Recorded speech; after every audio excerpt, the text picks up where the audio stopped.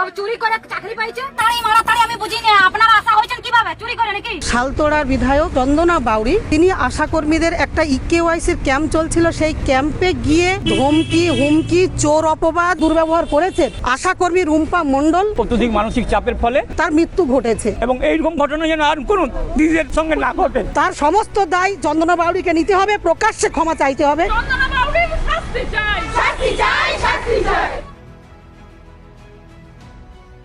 আশাকর্মীদের সংগঠন আজকে এখানে স্বাস্থ্যমন্ত্রী ডেকেছেন।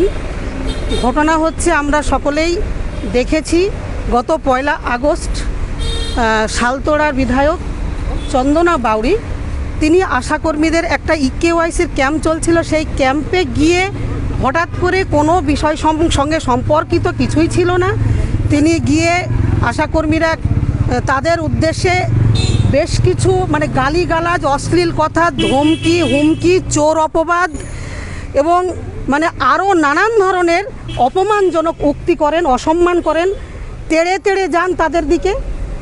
এই যে ঘটনাটা সেদিনে ঘটেছে, আমাদের আশাকর্মীরা সেখানে ইকেওয়াইসির কাজ এলাকার মানুষকে নিয়ে, পরিবারের লোকজন নিয়ে ক্যাম্প করে, শুধু আশাকর্মী ছিল না, সেখানে এনএমরা ছিলেন, অন্যান্য স্বাস্থ্যকর্মী ছিল, ভিআরপি ছিল, ফলে সুষ্ঠুভাবে একটা কাজ চলছিল।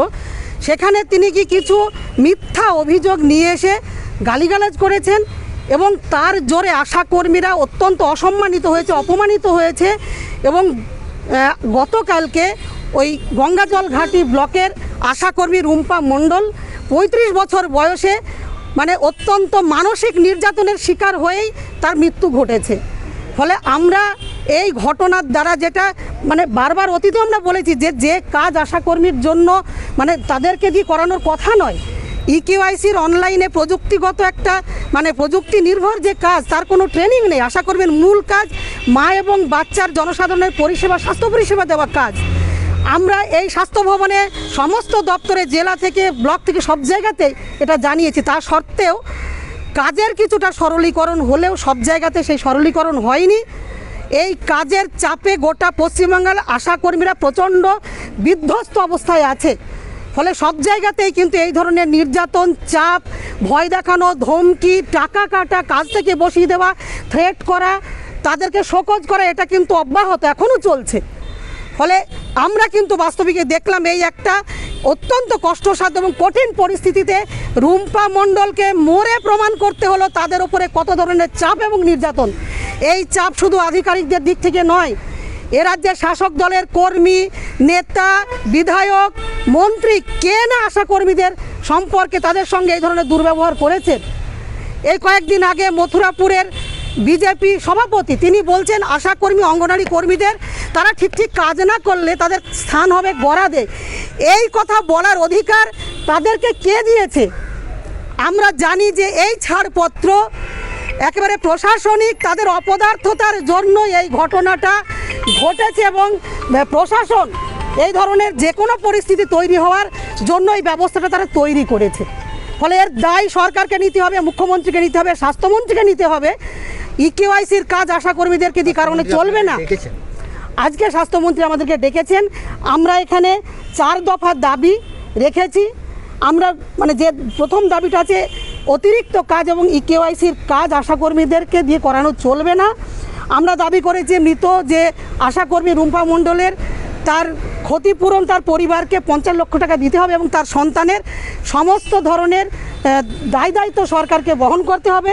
কর্মরত অবস্থায় যে সমস্ত আশাকর্মীরা মারা যাচ্ছে, অবসরকালীন ভাতার যে 5 লক্ষ টাকা সেই পরিবারকে দিতে হবে এবং মাতৃত্বকালীন ছুটি দিতে হবে। কর্মক্ষেত্রে আশাকর্মীদের নিরাপত্তার ব্যবস্থা করতে হবে।